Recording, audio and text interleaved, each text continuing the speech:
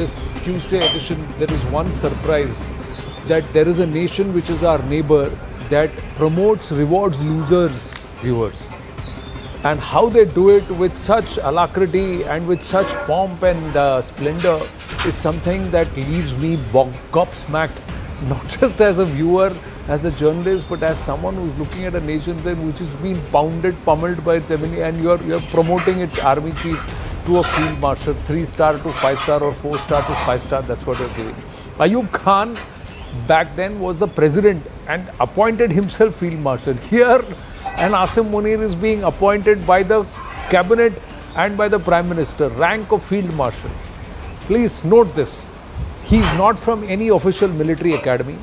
He finished the careers, literally, that's what's reported, of 20 lieutenant generals. He forcibly removed, incarcerated and elected leader, a sitting prime minister in Imran Khan. Imran's close aide said that the Pakistan Democracy Act introduced in the US Parliament had recommended sanctions against Asim Munir for visa restrictions and asset freeze. Munir wants to take control of Pakistan before November 2025 to save himself from this bill.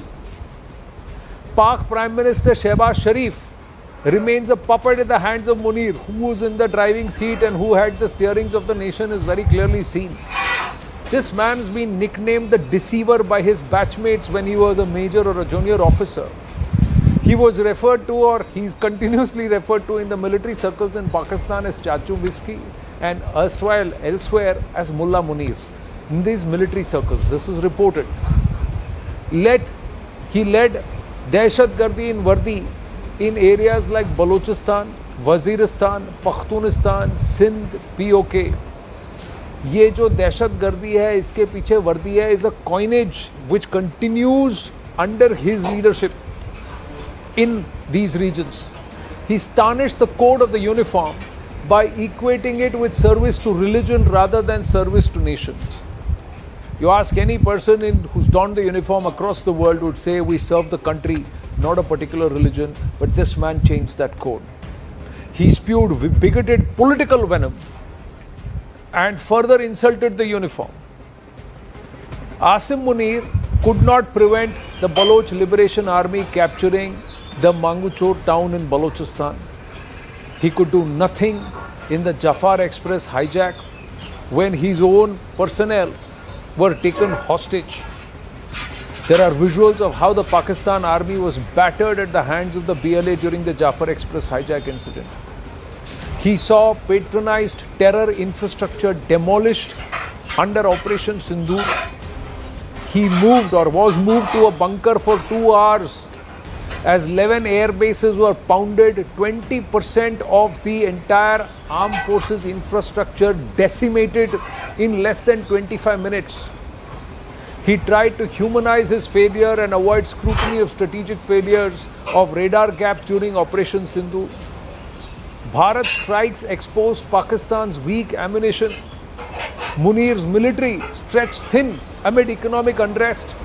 It's a nation that is going around with a begging bowl.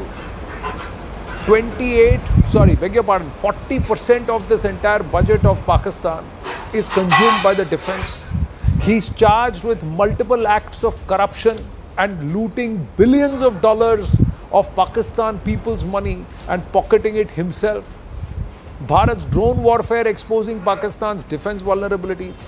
He highlighted civilian casualties to reinforce Pakistan's victimhood narrative globally, according to intel sources, but not one salute or guard of honor to the braves in Pakistani uniform who have been consumed because of his act.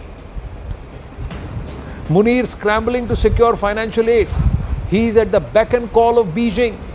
This J-35 fighters that has come at 50% discount, please be rest assured that he is sacrificing at the altar of his own sustenance the entire sovereignty of Pakistan, declaring it or rendering it a near vassal state at the hands of Beijing and the CCP. There's been an overwhelming response for Asim Munir. That's what many believe, and that's what is being made out to play, but he's caught in his own labyrinth. The simple question is, viewers, does does he deserve to be called Field Marshal, or is he actually a failed marshal? Ambassador Rajiv Dogra is with us. Tilak Devasharji is joining us. Major Manik Jolly with us. And we also have with us at the top Ahmad Mustaqan, Baloch activist. My namaste. Jai Hind, Jai Bharat to everybody, and trust everybody is well. Ambassador Rajiv Dogra, what is this? Can you believe this? This is what the Pakistanis have stooped down to now. Are you sure this is true, or is it a bad dream that we are seeing? Because there's no reason that even in a cuckoo land this doesn't happen.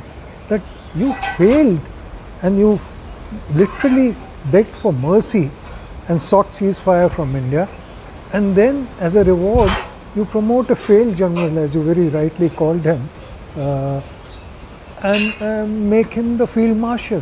Whatever for? Unless there is a devious design and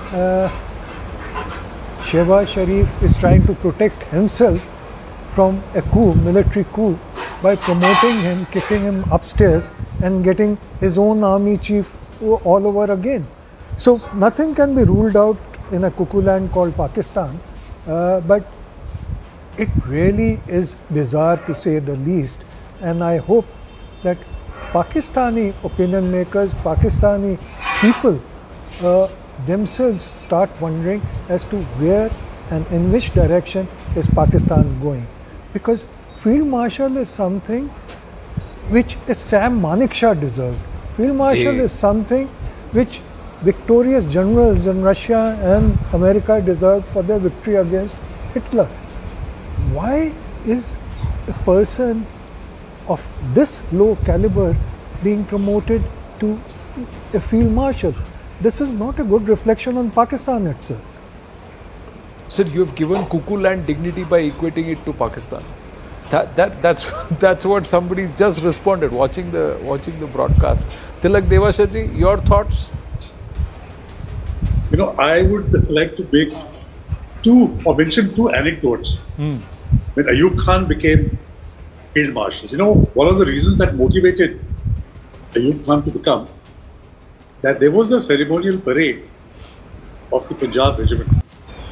And Lord Auchinleck was the Colonel Commandant of the Punjab regiment. And in the ceremonial parade, he raised his baton in salute. And Ayub Khan from the dais had to give a hand salute. This upset Ayub Khan a lot. That he had to give a hand salute, whereas Auchinleck gave a salute from the baton. So the next day, his ADC went up to Auchinleck and asked to borrow his baton. And had it copied, and Ayub Khan declared himself Field Marshal. Person most upset was Auchinleck, because he said, and I quote, he told Iskandar Mizra, "This rank is only awarded for exceptional services rendered during wartime." He exclaimed, "I earned my rank for my efforts in the Second World War. What battle has Ayub won that he presumes to call himself a field marshal?" Exactly. Similarly, today, you can very well ask, what battle has, Asim Munir won? He lost. And I think one of the reasons is to cover up the loss. He has appointed himself as field marshal, to tell the public that we actually won, and in recognition of the great services rendered by Asim Munir, he has been promoted to the rank of field marshal. He doesn't deserve it. He should not have been. It is sullying the rank of the field marshal for Asim Munir to have occupied it. And I'm sure there will be a lot of unrest within the Pakistan army and elsewhere, that a man who's lost a battle presumes to call himself field marshal. True. Ahmad Mustaqan, your thoughts? The PTI or the Imran ka Pakistan Tehreek-e-Insaf is saying there is this Pakistan Democracy Act which may come into play, which is moving around in the US Congress, and that is due somewhere around November 2025. So, and that has actually said recommended sanctions against Asim Munir and visa restrictions and asset freeze. So, if that comes into force, then Asim Munir has trouble. So, if he elevates himself to field marshal, he saved that trouble. The other is that Shehbaz Sharif has now tried to save a coup, and saying, okay, Asim Munir, tum field marshal ban jao, I continue to say remain Prime Minister of Pakistan. What's happening? How would you see it as a Baloch that this man who can't even face the Baloch Liberation Army is declaring himself the field marshal or getting himself declared the field marshal? That Pakistan, as we believe, is a tragicomedy. It's not a country. It is, I always call it Lord Mountbattenistan. So in Lord Mountbattenistan, the person who was having incest with his sister is called the Qaid-e-Azam. The guy who Jinnah was having, it's all on the record, was having incest with his sister and he is called Qaid-e-Azam. And this guy, you see, this guy, Asim Munir, he is saying, this parliament is called the Form 47 parliament because it is all rigged elections. Pakistan's elections were massively rigged, and this setup that is in place is Asim Munir's own setup. And he's such a crook that you see he got this setups go ahead from Washington DC. He came to Washington DC on December 15, 2023. His main partner in that crime was Nadeem Anjum, the ISI chief. And he has, you see, totally sidelined him, the partner of his enterprise that made him the army chief. This is, you see, this is such a bogus country. Now you see, Ayub Khan made himself the field marshal on September 6, 1965. He said, with the stroke of a pen, he became the field marshal of because Ayub Khan was president at that time. He was president first and then declared himself a field marshal. Here, he's not even... Yeah, but he made himself field marshal. Yeah. And you see, and now he's saying that it's like in Islam they say shirk. Shirk is something that you consider yourself Allah, okay? And what is he saying after his fake government that he himself has installed with the blessings of the American CIA, he is saying that he's thanking Allah. He's saying, Allah, thank you for making me, which means he himself made himself the field marshal and he's calling himself Allah. Because you see, this Shehbaz Sharif is hated by his own brother Nawaz Sharif. Yeah, Nawaz Sharif bitterly hates Shehbaz because Shehbaz is a total yes man of the army, GHQ and ISI. So he's got no standing. You know what that?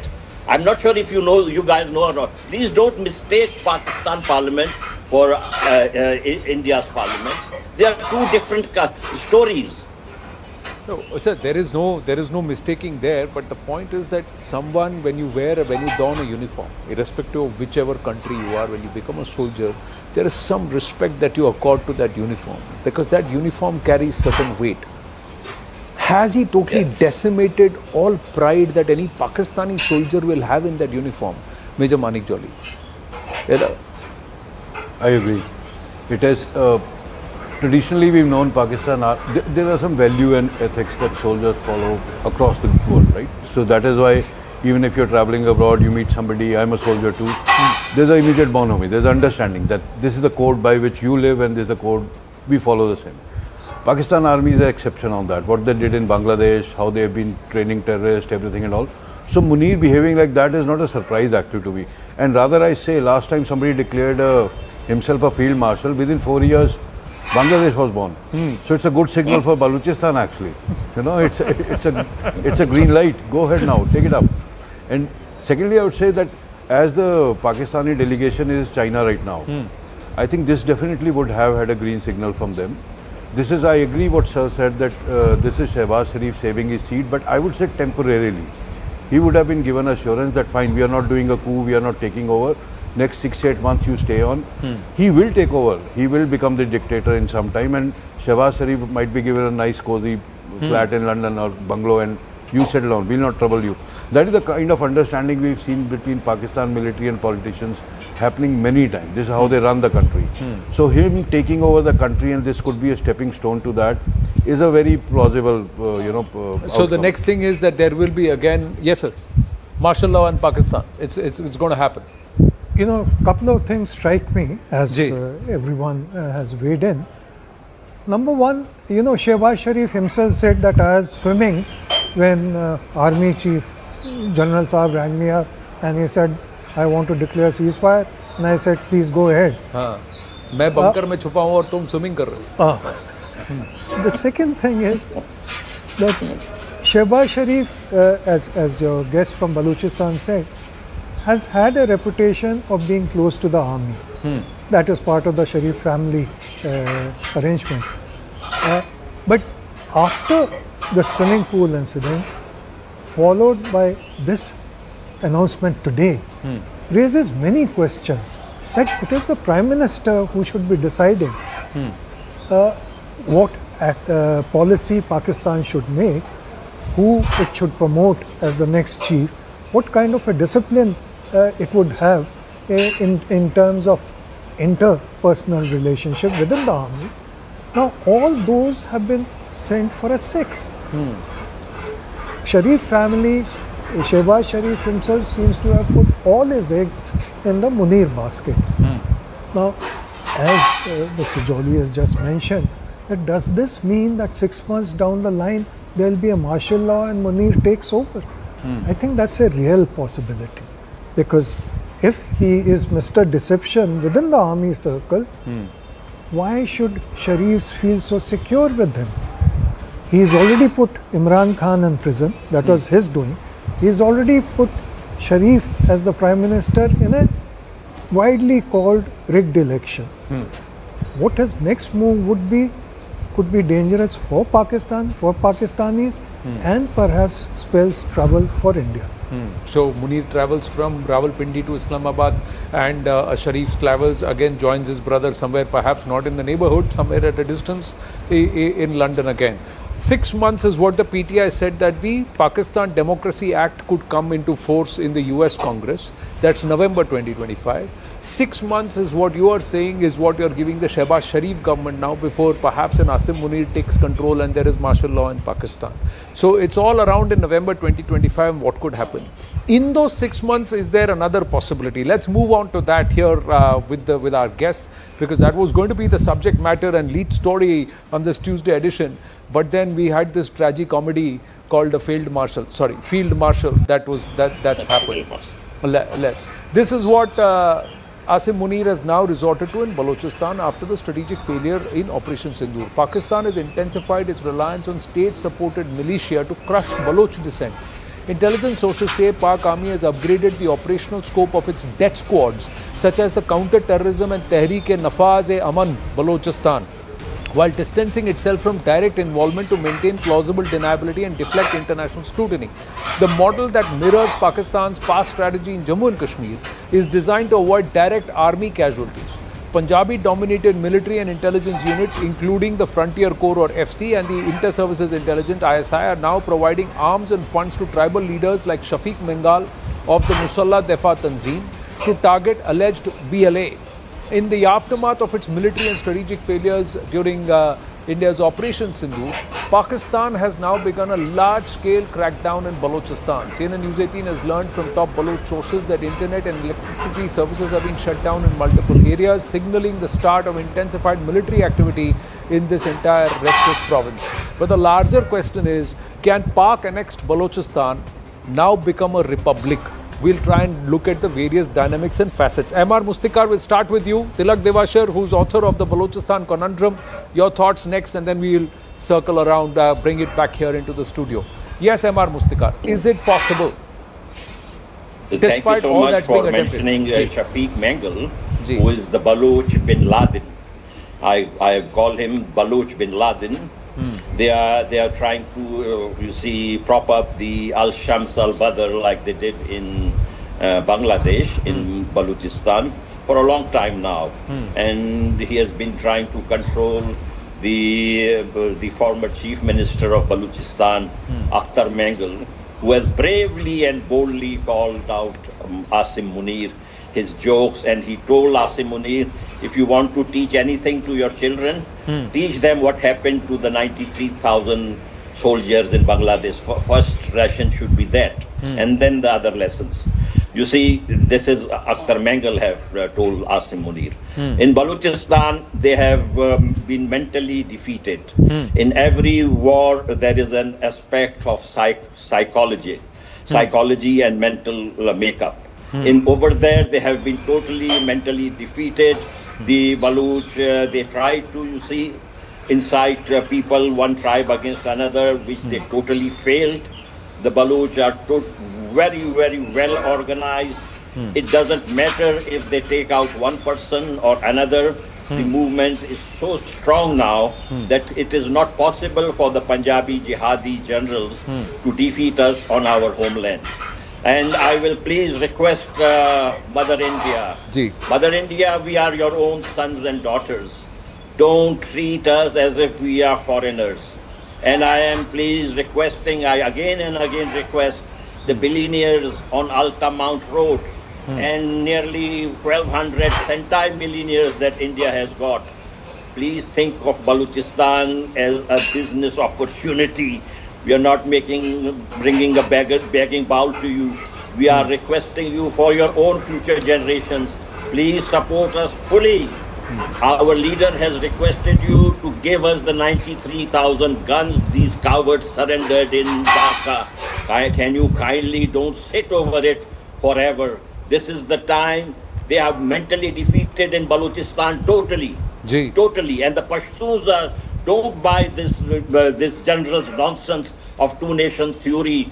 His ideology of hatred, his ideology of hating India, his ideology of hating Hindus. We totally reject that. We are not part of his country. We are not part of his world outlook. We want him to be totally defeated. You see, this war was a technical knockout for Pakistan, but he has projected as if he has won. This is the tragedy there. And he should be, you see, just my prayer is that Rajnath Singh's movie should start very soon. Shri Rajnath Singh has said that it was just a trailer and the movie is going to begin. We are waiting for the movie. Please give us a side hero role in there. Thank you, sir. Sir, but for that the Baloch have to be organized. Tilak Devasharji, that's the conundrum, isn't it? Indeed. One thing I just want to say in response to your previous question. Ji. See, the Pakistan Army has been carrying out so many operations, one after the other, in Balochistan. They have not been able to break the spirit of the Baloch. And, और क्या करेंगे? As Maran Baloch told somebody, who's the leader of the Baloch Jagdeti committee, he said, और कितना डराओगे? A lady whose husband has been missing for the past 15 years and she doesn't know that whether he's dead or alive, he said, how will you frighten her anymore? So what has happened in Balochistan now, despite the army operation? Fear, जो दहशत थी पहले, that fear has gone from the minds of people. And once fear goes and they are united, I think it's almost next to impossible for the Pakistan army to be able to control Balochistan.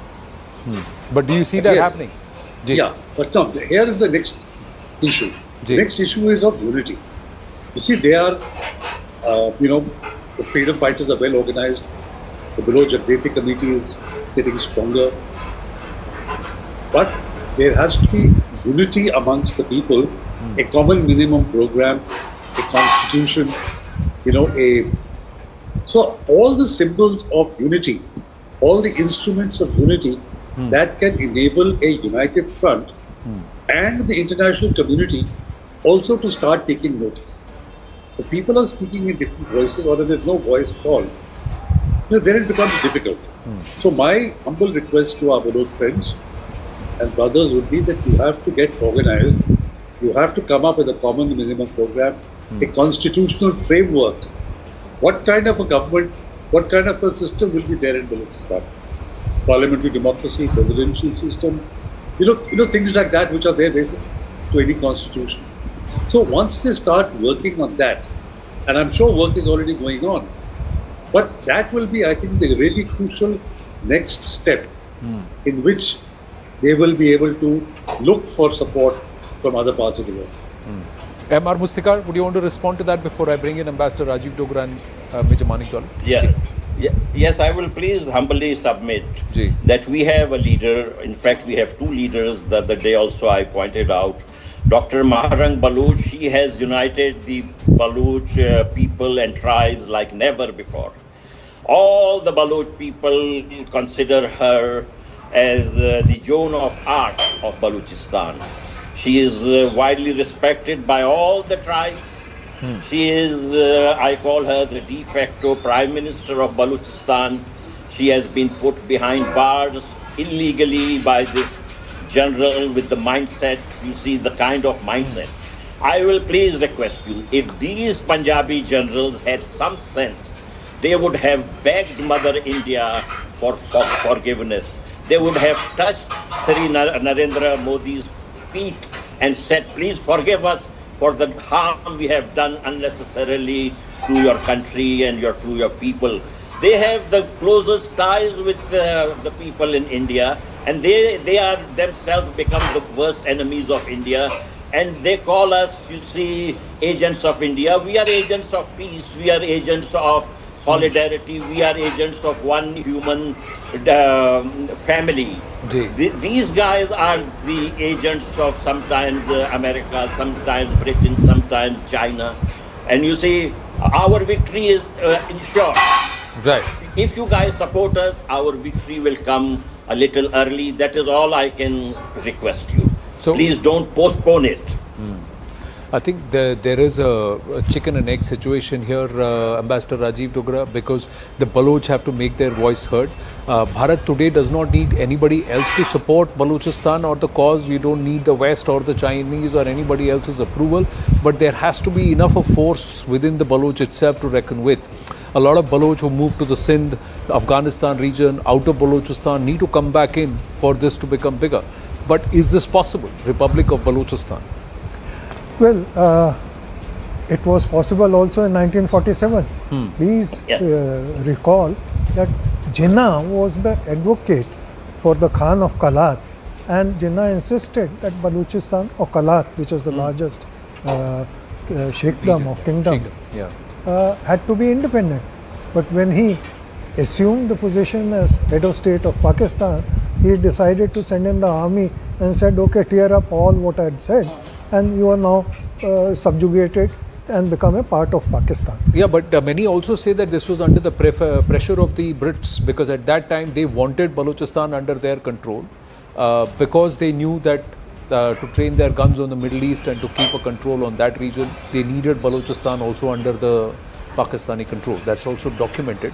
And then that shifted towards the Americans where come the 60s and the 70s. Anand, as you know very well, Brits and Jinnah were one and the same. Okay. They conspired together, they acted together. So yes, your surmise is correct. But let me just give a brief background of the brave people of Balochistan. They've had virtually very little help or perhaps no help from outside. They are small in number. This is the smallest populated province in Pakistan, but the largest in geographical size. They are about 7 million or a little more or less. And Pakistan has tried its best to change its demography. They've shifted Punjabis there, but still they've shown a lot of great bravery, including the lady who's become now the leader of the movement. They have been pulverized by every Pakistani regime, be it Ayub Khan, Bhutto, and thereafter Zia and so on, and now as well, with all kinds of tricks. But Baloch have not given up. And this is remarkable. This is perhaps the only movement in the world which has sustained itself for the last 50-60 years without external support. Most movements need external support. So that is why your Baloch guest is repeatedly saying the same thing, that be it Iran or someone else, we need support. So, do you agree that if there is Iran, there is Bharat and Afghanistan, if these three nations come together to voice support for the Baloch, can things change? Is that possible? Well, since I am a private person, I can certainly endorse what you're saying. But the basic thing is, as a general principle, that unless there is physical support, there is material support, there is monetary support, in today's times it is difficult for a movement to become self-supporting. It also requires media support, because unless there is awareness abroad in various countries of the world that here is a people who are being mistreated like a colony is mistreated.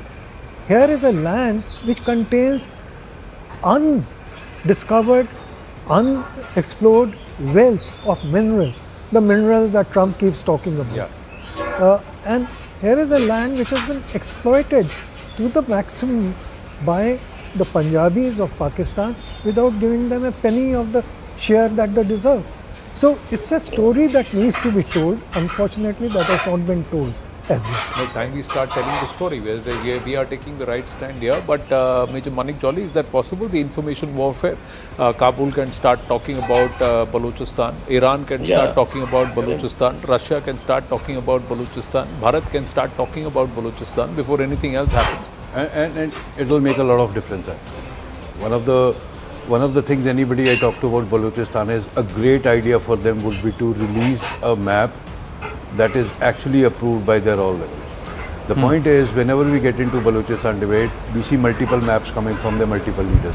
The same unity earlier somebody spoke about, right? The point is, if they want to create something, a first map, the kind of government, what are they aiming for, what support do they need, and also it cannot happen without monetary support, military support, everything.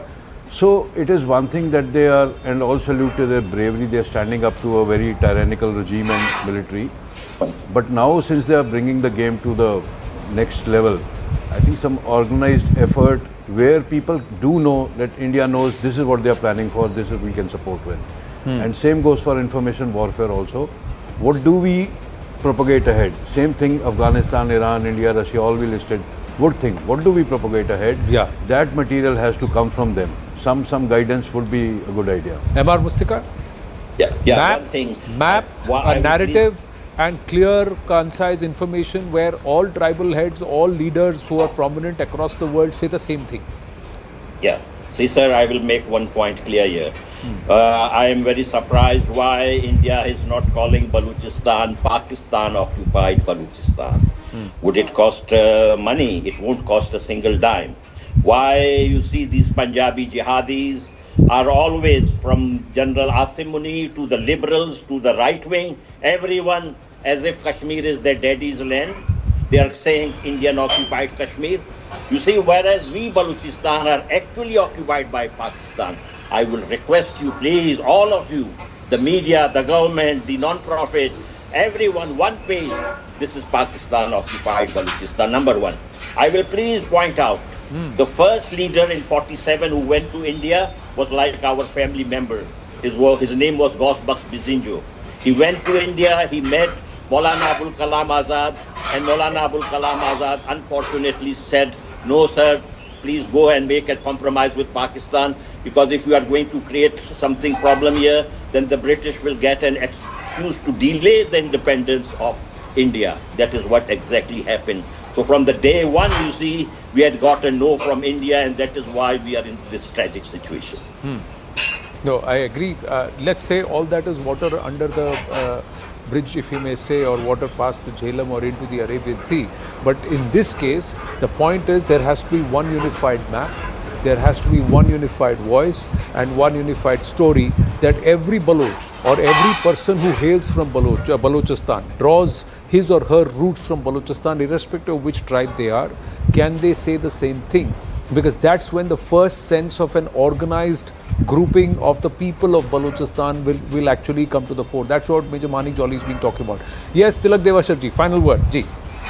when you talked about Iran, you must remember that Iran has its own problems with the Baloch in Sistan, Balochistan.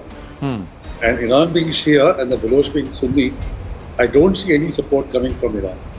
You must remember that in 1976-77, the Shah of Iran had given 12 or 15 helicopters to Bhutto and also $100 million to put down the Baloch. So no help is going to be forthcoming from Iran as far as the Baloch are concerned. You're absolutely right, and I've emphasized it so many times. Unity. The other thing about media which was mentioned, I keep saying that one of the things that instead of waiting for governments, all of us have such a strong social media presence. There should be many, many millions of Indians who are amplifying, who are following Baloch handles, amplifying Baloch handles on X, and just repeat what they say. It can create such a resonance the world over for Indians to just do that. It doesn't cost anything, but just support the atrocities. Amplify the atrocities which the Baloch are facing on a daily basis. True. I second that wholly, as long as the message that comes is the same message that comes from every Baloch voice or every person who's from Balochistan. So that is, and then once there is unanimity, then perhaps that can next be amplified at various levels, including at the UN, at Geneva, at The Hague. So there are many places where this needs to be highlighted properly and spoken properly, as there is a conscious understanding of the entire map of Balochistan. What is the actual shape of Balochistan? That also the Baloch people have to say, this is what Balochistan is. This is what was annexed by the Pakistanis. This is our land, and these are the tribes that make up Balochistan, and we are all together. I think that kind of a primer has to come, and that can come only when there is a unity and there is a unified communication projection that happens. Major Mani Chalo. Ji. Since Sir spoke about the X handle supporting, we do actually support that. The problem is, again, I'll go back to, there are so many multiple level of communication coming through so many channels, it becomes confusing who is the genuine one. I think a great step for them would be, and we have a Baloch leader sitting here, that just create one handle. This is official, verified by all. Please support the content coming from here, and Indians are more than happy to support, because we also get lost in which narrative is to be supported, and we never know as a common Indian, as a citizen, which is actually a ISI run handle. We could be doing counter propaganda. So a good step would be to unify their communication, and then Indians are always there to help. I think, Mr. Mustika, this message is very clear. One is, what is Balochistan in the sense, in terms of its physical shape? What are the Baloch people believe there is the map of Balochistan that should be represented? Second, which are the tribes from Balochistan? Third, what is the official handle that people should follow, amplify, talk about, and where the videos, where the claims will be authenticated or they'll be true, and who are the visible figureheads or talking people, talking heads, whose point is going to be unanimous, and they are going to come and push the same message, perhaps come there as multiple voices saying the same thing. I think these are things which will show that the Baloch are also getting organized. Yes. Yes, I would like to correct my good friend here. I am not a leader. I am just a two-penny journalist, and I like to have that position. That's better. You see, the thing is, the map of Balochistan is the area which is under Pakistan military occupation right now. We are not going to touch the areas which are in Afghanistan or in Iran. We are focused on the area in which the Pakistan military is conducting the worst kind of Hitlerite brutality. So that's the map that we are putting out right now. You may say that you are a humble journalist and you'd like to remain that. Sometimes, sir, journalists can perhaps unite many tall leaders and can also help them master the art of communication, singular communication. So you've got a key role to play, and let's hope you do that. Mr. Mustika, I'm pushed for time. Thank you so much.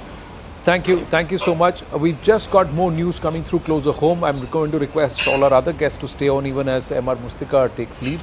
We'll continue to stay on the Balochistan issue. Closer home, there is a clarification that's come on Amritsar. Now it's clarified that no AD guns or other AD resource was deployed within the premises of Sri Darbar Sahib Amritsar, the Golden Temple. This has now come from the army, and this is after the head Granthi came out and said that yes, the army did speak with us. We did switch off the lights so that they could track the projectiles better. and protect the entire temple complex better. But there was nothing that was placed inside, and that's a false claim. So did Lieutenant General Sumer actually make a wrong claim? Lieutenant General Sumer Ivan Dikuna, the Director General of Army Air Defence, he had actually done a sit-down conversation with ANI. Now that's where it all started. Yes, Major Manik Jolly. I believe you've got some word from within the ADGPI. Ji. So the thing is, the same. I'm very glad Army clarified that. And if you look at the podcast, I don't think the DG even said that we placed the gun inside the Golden Temple. See, air defense is a very, it covers the umbrella. We did a lot of discussions on that, right? It covers like umbrella, a vast area in space. Yeah. So you need not place the gun on top of the asset you want to protect. The guns were actually a couple of kilometers away. I mean, I don't know exactly where they were. They could easily be kilometer to 15. That's all right. The umbrella of protection goes over the Golden Temple, and it is as good as getting protected from even if you had, but there was no need to. Right. So what I see is that the DG actually did not say that the guns were inside Harmandir Sahib. The guns were placed to protect Harmandir Sahib. And I think it's been misquoted and misrepresented in a way that caused all the confusion. And it's really good that the army has come out and clarified that. And I think they should just close the chapter here. We've clarified. So you're saying that the armies at no point said that we placed the guns inside, but the army said we requested them to cooperate, switch off the lights, and then so that the guns could cover and protect. Yes. So that's what, and somewhere that's been misinterpreted. That's army's position. So the Granthi or the people who run Harmandir Sahib and the army now are on the same page. Yeah, and I don't think there is any need to politicize even this, take it up even next level. Somebody said something, it was misquoted. The Granthis came up and clarified no, guns were not inside. Army came back and said yes, we agree. The guns were all periphery, protecting the Harmandir Sahib and the Golden Temple. And I think that should be the end of it. So let's just take this, that the army ensured not a single projectile or missile fired by Pakistan landed there, and those within the Harmandir Sahib ensured that without the lights also the langar continues. So the langar was also on. So from both sides there was service that was rendered, and I think we should salute that service. Ambassador Rajiv Dogra, would you like to comment on this, or can we move on? Let's move on, because I think he's clarified it. The issue is settled. Let's now come to the other aspect where viewers, we're going to request our experts to come and tell us what they think about what's happening around with our polity. While the Congress president, Mallikarjun Kharge, took it a step further by referring to Operation Sindoor as a small war, echoing Pakistan's stance that it was not a war against them and that Bharat suffered more, PDP chief Mehbooba Mufti said that Op Sindoor did not achieve anything except deaths and properties being damaged and homes being destroyed. Let's give peace a chance now. Several local JNK netas like Wahid Para, NCMP Aga Ruhullah questioned the tourism surge in the Union Territory in the run-up to Pahalgam. And they kept saying it is a cultural invasion that was happening. This cannot be allowed to happen this way. And they were somewhere was this dog whistling that was going on. They also did resorted to domicile fear mongering. MLAs from major parties within Jammu and Kashmir stood up on the assembly floor and claimed that over 85,000 domicile certificates have been issued to outsiders, alleging a silent demographic invasion. So all of this was this dog whistling that was done. And are there those who are now, let's say, conflict opportunists who are actually hurting the country and who need to be weeded out? There are those, Ambassador Rajiv Dogra, Tilak Devashar and Major Manik Jolly, who are currently being weeded out as the enemies within. There are about 13 or 14 different spies who have now been arrested or they are now being investigated. But what about these in your face, in the public, within the journalistic fraternity, within the bureaucratic fraternity, within the other fraternities, important fraternities, be it netas, be it others, who are trying to play this 0.5 in the 2.5 war? What about them? What should be done? Well, Anand, quite frankly, I'm a strong believer in democracy, and so is the Indian tradition. Otherwise, we wouldn't have had Kathawachaks along all major river banks. We wouldn't have had the term argumentative Indian. That is our strength. But there has to be a fine line between our strength and something which verges on anti-nationalism in moments of crisis. I think the voices which are questioning Indian Army or Indian Army's actions or Indian Army's achievements fall in that category. And I feel very sorry that it should be happening at a time like this. Look at the contrast. Pakistan is bluffing, blustering and blundering its way into success, including by promoting a very controversial man as Field Marshal. The entire purpose is to give the impression to the world that we've won. And here we are telling ourselves and everyone around us that no, we have not won. That contrast could not be greater and the effect of it could not be graver. At a time when we are sending out delegations to inform the world that we've done well, here are voices that are saying that we've not done well. That's not fair. That's not fair. No, but on it doesn't themselves. stop. It doesn't happen only with the conflict itself. They perennially want a situation where Bharat is in flux, especially starting with Jammu Kashmir. There are those opportunists with Punjab. Then there are those who want to continue to fuel this international narrative. Look at this, centre cancelling the OCI card of an academic based in the UK, citing her alleged involvement in anti-Bharat activities.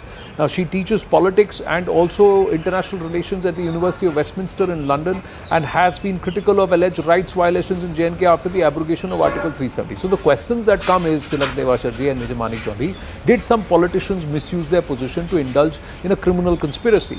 Did some political functionaries establish connect with Pak terror groups? Is it their immediate need to further, and they do this to further their own political clout among the local populace and to try and orchestrate some Vardat here to say, see, if you're not with me, then you're going to get into trouble.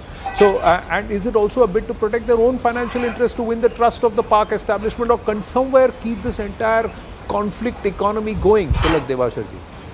Why are these, and what should be done with such people? There are people who believe that such people who are openly there should be tried in military courts because this is harming national security. It is giving fuel to the enemy. This is also trying to, tear the social fabric and also the psyche of the people of the country. At various levels, it is hurting Bharat. Yes, Tilak Devasharji. No, you mentioned a very good phrase, conflict opportunists. Ji. So like all opportunists, I think they is best ignored. At a time when we are in conflict with our national enemy, I don't think so government or anybody should pay any attention to what these guys say.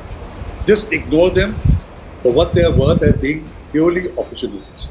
And we should continue to focus on how to counter Pakistan. Now, after the battlefield, the war has become a narrative war. You've seen the dossiers that Pakistan has come out with. Yeah. If there's your official dossiers, they're so badly drafted and full of such glaring mistakes that even a section officer in India would do this a much better job than what their so-called ISPR and ISI has done in framing this. But our focus of attention should be on countering Pakistan's narrative of, like false flag operation, warmongering, and they are then in turn quoting Indian media and Indian leaders to bolster their case in the dossier which they are going to give to Bilawal Bhutto when he goes around the world. I think let's keep our focus of attention on that, focus of attention on the narrative war, which is now going to become very significant in the coming days. But in this narrative war, if there are those who are trying to diffuse the narrative from within and trying to push another one, one can't ignore them. They are doing disservice to the country, Tilak Devasharji. We can't have an ostrich mentality to it, can we? Very respectfully, I ask you this. No, but why are we giving them oxygen by talking about it? By rebutting them. They want to engage you in a debate. They want you to contradict them. They want you to do things so that they get oxygen. Deny them oxygen. Ignore them. Or get somebody, But shouldn't it be considered an act against the state, Ambassador Raj? I know freedom of expression is okay, but not at the cost of national security and the interests of the nation. That, Anand, is something that the courts will have to decide. You will have to engage in a long, deliberative process. At this moment, I would think, don't waste any expenditure, don't waste any time and capital on dealing with this conflict opportunists. Let them bark. Okay, Major Manik Jolly and then Ambassador Rajiv. Yeah, I'll say, Anand, actually, the kind of, by calling it a small war, they've done earlier also, they try and project it as Modi's war or BJP's war. They don't want to call it nation's war. And I don't know what is small in violence. Is 26 people getting killed by terrorists not big enough for you? Because whatever we did to Pakistan was an outcome of that terror attack. By calling it a small war, you're actually trivializing those 26 deaths.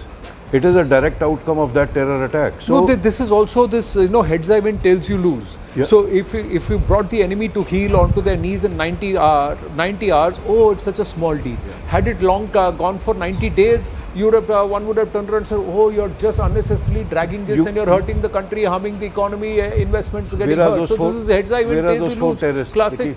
Then they keep going, where are those 4 terrorists? Where are those 4 terrorists? Yeah. So is exactly that. And I think the government should actually take a step ahead. I truly feel that, fine, we have freedom of speech and everybody should be, even if you do not agree, should be able to say what you say.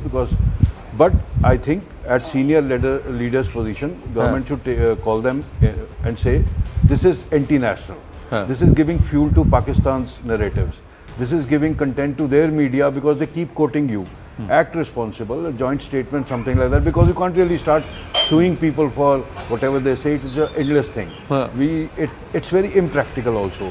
The responsibility and the onus has to come from political leaders themselves, and somebody has to, No, but this pick is like trying to work around in the grey areas, and then you continue to flirt around with this and say in the name of democracy one will get away. That's not something. There has to be a limit somewhere, or somewhere a limiter, something which acts as a deterrent. Somebody has to be made an example that the others, stay in their burrows and keep their lips sealed. Master Raji took it up, or is it not possible at all? You got to learn to live with this. It is possible. I'll give you a recent example where I participated. Unfortunately, some trolls got after our foreign secretary, whom I think is one of our finer officers in service. So when I got to know, I went public. I tweeted about it, and I made sure that our associations also put up statements, strong statements, along with other IAS and IPS associations, and it stopped the trolls.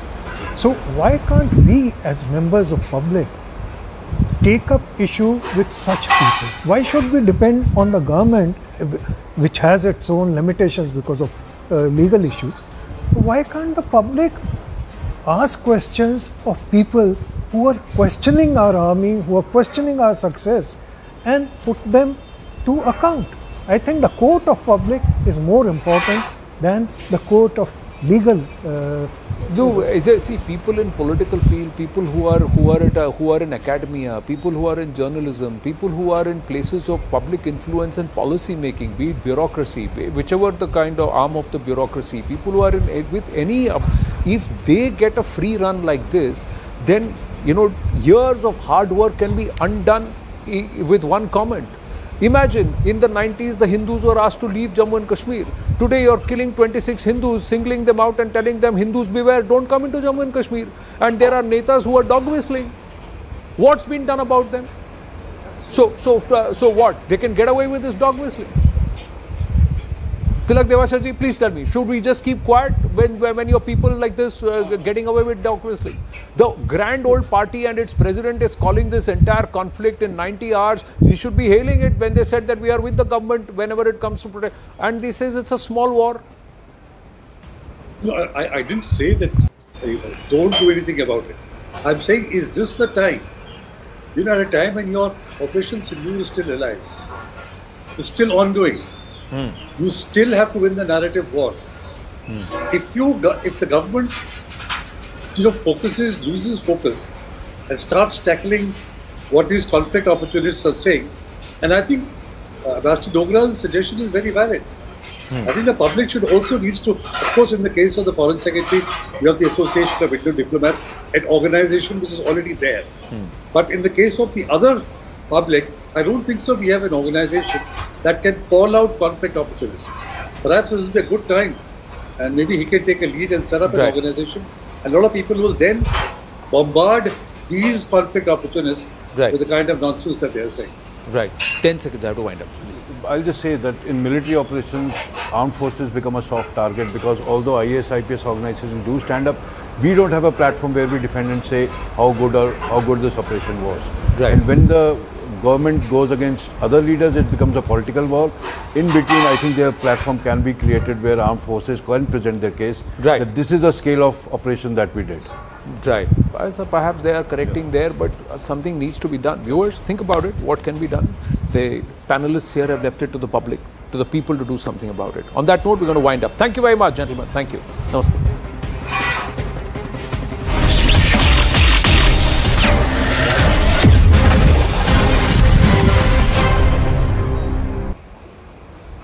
Co-presented. This is News 18 Network.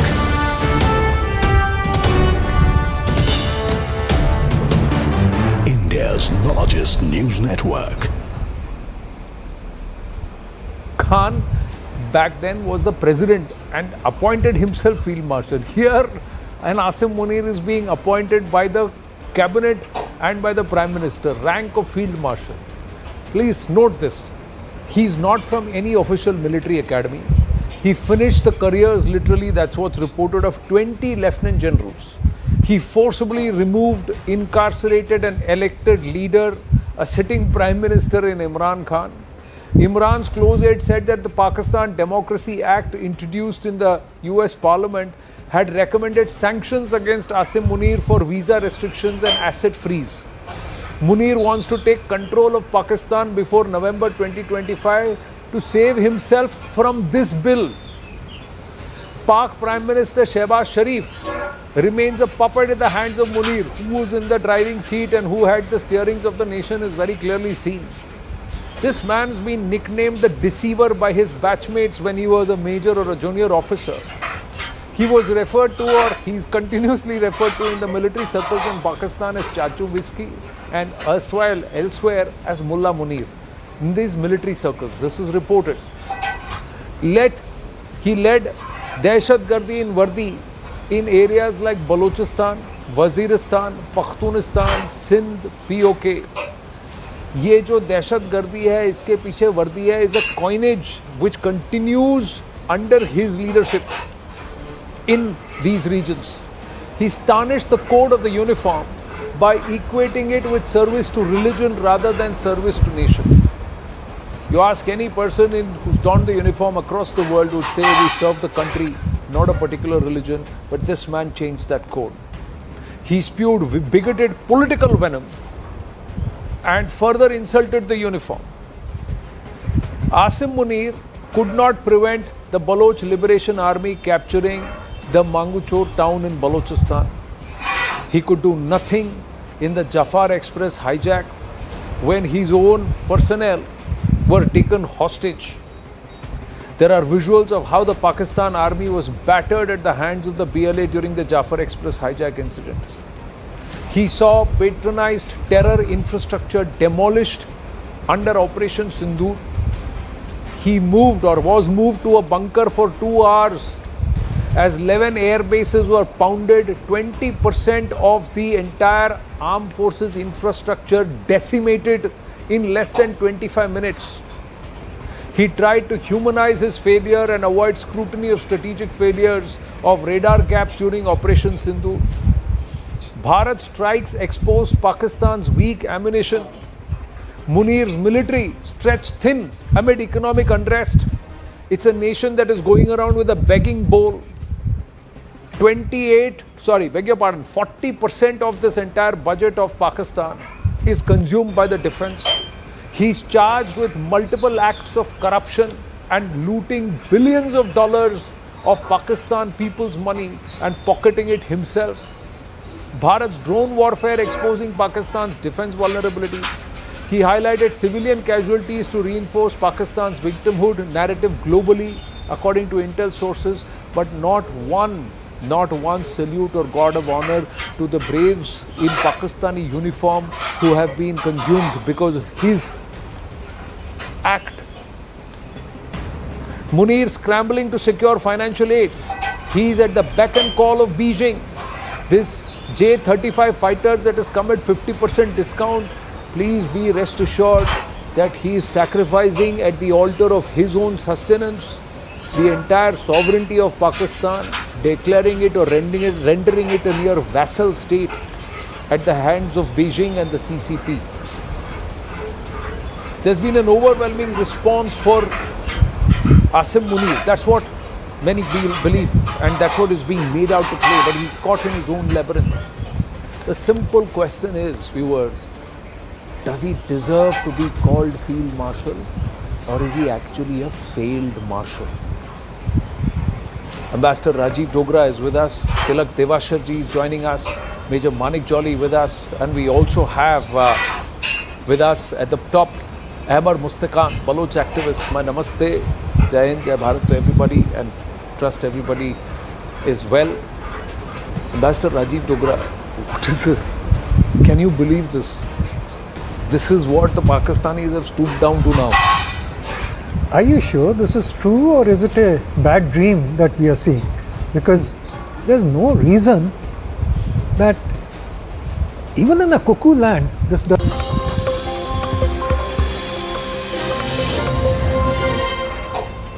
Good evening, you're watching Brass Tacks. I'm Zakir Jacob. India's Silicon Valley is sinking. And it's not just now, it's not just in these past 2 days of rains. It has been sinking for a while now. Every year when it rains, just for a few hours, Bengaluru is brought down to its knees. And it's the same places around the outer ring road area, either in the Martahalli side or in the Belandur side, or this time around further south on Hosur Road, which leads up to Electronic City. Every single year, every single time it rains, and just for a few hours, it is the return of the same problem. The low-lying areas, the lakeside areas, the newly constructed areas of the city face the same inundation problem. This year, it is worse because the government of Siddaramaiah is busy celebrating its second-year anniversary 300 kilometers away in faraway Vijayanagara, even as the capital, Bengaluru, is sinking. There are 3 people who are dead because of wall collapses and because of electrocution. The point is, at a time such as this, when the capital is knee-deep in water,